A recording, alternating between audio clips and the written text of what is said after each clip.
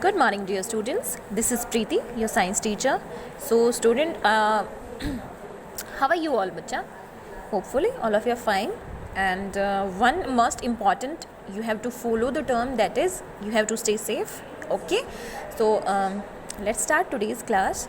तो बेटा आज हमने एक जूम क्लास ली है जिसमें मैंने हल्का फुल्का सा इंट्रोडक्शन को आपको एक्सप्लेन करने की कोशिश करी है। कुछ बच्चों तक आवाज़ क्लियर नहीं आ रही थी तो उनके लिए मैं स्पेसिफाई ये वीडियो डाल रही हूँ। जो भी आज हमने जूम क्लास में किया उसी का वीडियो है। So do not panic about कि आपको आवाज़ नहीं आ रही है या आपके लिए वीडियो क्लियर नहीं है, तो कोई बात नहीं बच्चे। हम आज मैं आपको वही जो मैंने जूम क्लास में एक्सप्लेन किया है सेम मैं आपको वीडियो बना रही हूँ और मैं वीडियो अपलोड कर रही हूँ। You can check out the video as well. So students, आज हमने किया बेटा nutrition in animals. So nutrition आपके सामने क्लियर है, व्हाट इज़ न्यूट्रिशन। ठीक है, हमने फर्स्ट लेसन में भी क्लियर किया था कि खाना खाना, उससे एनर्जी लेना, एनर्जी से हम अपने डेली लाइफ के जो काम करते हैं वो सब न्यूट्रिशन के अंदर आता है। ठीक है, सो न्यूट्रिशन हमारे लिए ऑलरेडी क्लियर है। Now the lesson name such as that nutrition जो है in animals. Now what is animals, this is question. ठीक है, हम एनिमल्स की जब भी बात आती है तो हम क्या करते हैं बेटा, कुत्ता, बिल्ली, गाय, भैंस, शेर, चीता, ये सब एनिमल्स होते हैं। ठीक है, अपने आप को तो हम काउंट ही नहीं करते। बट बेटा we know human beings are also a type of animals। हम लोग खुद भी एक तरीके के एनिमल्स होते हैं बच्चे। ठीक है, तो हमें अपने बारे में भी इसी लेसन में पढ़ना है। Okay, so animals, human beings, dog, cat, cow, buffalo, birds, reptiles, सब के सब एनिमल्स में आते हैं। जंगली जानवर सब के सब एनिमल्स में आते हैं। पेड़ों को छोड़कर कोई भी जिंदा चीज़ है वो सब एनिमल्स होते हैं। हम लोग भी जिंदा है तो हम लोग भी एनिमल्स हैं। ठीक है, सो दोबारा से अगर कोई पूछे क्या ह्यूमन बींग्स एनिमल्स होते हैं, तो येस बेटा, they are animals. So try to focus on this one also because we are animals. Okay, so next is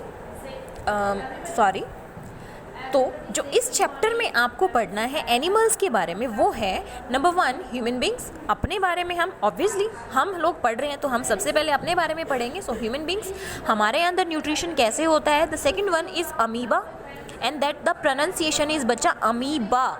okay, it's not amiva, it's amoeba. Okay, and the third one is ruminants. Now चलिए मैं सबसे पहले आपको ये बता देती हूँ, human beings हम लोग अपने आप को जानते हैं, हमारे 2 हाथ, पैर, फेस, बॉडी सब कुछ होता है। हम लोग कैसे खाना खाते हैं, है ना, हम अपने बारे में ज़्यादातर चीज़ें जानते हैं। नेक्स्ट इज अमीबा क्या होता है बेटे। सो अमीबा क्या होता है, चलिए सबसे पहले मैं आपको इसी में बता दूं, शायद सबसे ज़्यादा बच्चों को अमीबा में ही डाउट था कि अमीबा क्या होता है। तो अमीबा होता है बच्चा एक छोटा सा यूनिसेलुलर, यानी कि एक सेल का लिविंग बीइंग होता है जो इतना ज़्यादा छोटा होता है कि हम उसको अपनी आँखों से देख ही नहीं सकते हैं। बहुत ही ज़्यादा छोटा होता है। अगर हमें उस एनिमल्स को या उस लिविंग बीइंग को देखना है तो हमें उसको माइक्रोस्कोप की हेल्प से देखना पड़ेगा। यू नो, माइक्रोस्कोप आपने देखा हुआ है ना, तो उसकी हेल्प से हमें इस लिविंग बीइंग को देखना पड़ेगा। ये इतना ज़्यादा छोटा हो सकता है, हम अपनी आंखों से सामने से इसको देख ही नहीं सकते हैं कभी भी। The third is ruminants. Now ruminants क्या होते हैं बच्चे, रूमिनेंट्स ऐसे जानवर जो घास खाते हैं। ठीक है, जैसे गाय, भैंस, बकरी, ठीक है, ये लोग घास खाते हैं ना, तो सिर्फ घास खाते इसलिए रूमिनेंट्स नहीं होते बेटा, इसलिए क्योंकि ये जुगाली करते हैं।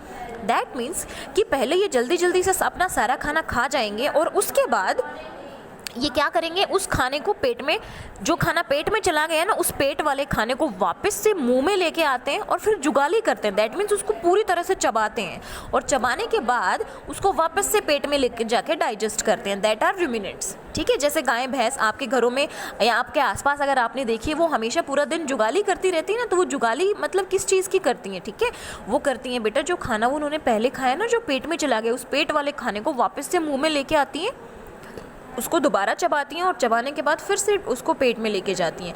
तो इस तरीके के जो एनिमल्स होते हैं उनको बोलते हैं रूमिनेंट्स। हम लोग तो ऐसा नहीं करते ना, हम लोगों ने तो एक बार खा लिया तो वो पेट में चला गया, पेट वाला खाना वापस से मुंह में तो नहीं आता है ना, तो हम लोग रूमिनेंट्स नहीं होते हैं। ठीक है, तो इस चैप्टर में हमें क्लियरिफाई 3 चीज़ों के बारे में पढ़ना है। नंबर 1 ह्यूमन बींग्स अपने बारे में, नंबर 2 अमीबा और नंबर 3 रूमिनेंट्स।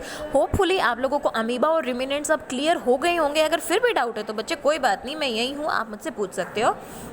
नेक्स्ट इज़ कि इस चैप्टर में आपको एक टॉपिक, अगर आप उस टॉपिक को बहुत अच्छे से समझ पाते हो तो चैप्टर आपका बहुत इजीली क्लियर हो जाएगा। And this topic is 5 main step of nutrition. अब जो न्यूट्रिशन है यानी कि खाना खाना, उससे एनर्जी लेना, एनर्जी से अपने डेली लाइफ के काम करना, ये तो सब न्यूट्रिशन होता है। लेकिन इसके अंदर 5 देयर आर 5 मेन स्टेप्स ठीक है, देर आर 5 मेन स्टेप्स। अब ये मेन स्टेप अगर आप समझ लेते हो ना, तो यही 5 मेन स्टेप ह्यूमन बींग्स में भी होते हैं, यही 5 स्टेप अमीबा में भी होंगे, और यही 5 स्टेप रूमिनेंट्स के अंदर भी होते हैं। तो सबके अंदर यही 5 स्टेप होते हैं, ठीक है। सो ये 5 स्टेप कौन से हैं, लेट्स परफॉर्म दिस, कि ये 5 स्टेप कौन से हैं। Number 1 is ingestion. Ingestion, okay, the vocab must be clear. Ingestion, so ingestion का मतलब होता है, इन का मतलब अंदर है ना, जैशन का मतलब फूड। तो अपने बॉडी के अंदर खाने को इनटेक करना, that is ingestion.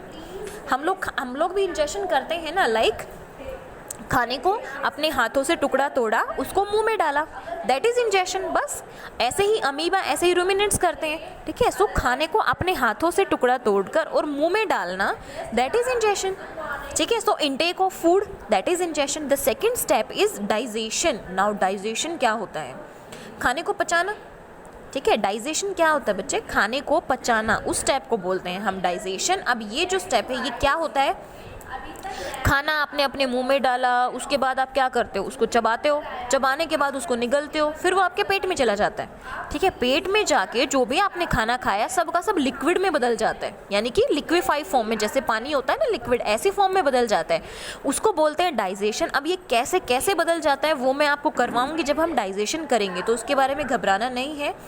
Third is absorption. Absorption यानी कि सोख लेना, ठीक है। हिंदी में अगर बात करें अब्जॉर्प्शन की तो उसका मतलब होता है सोख लेना।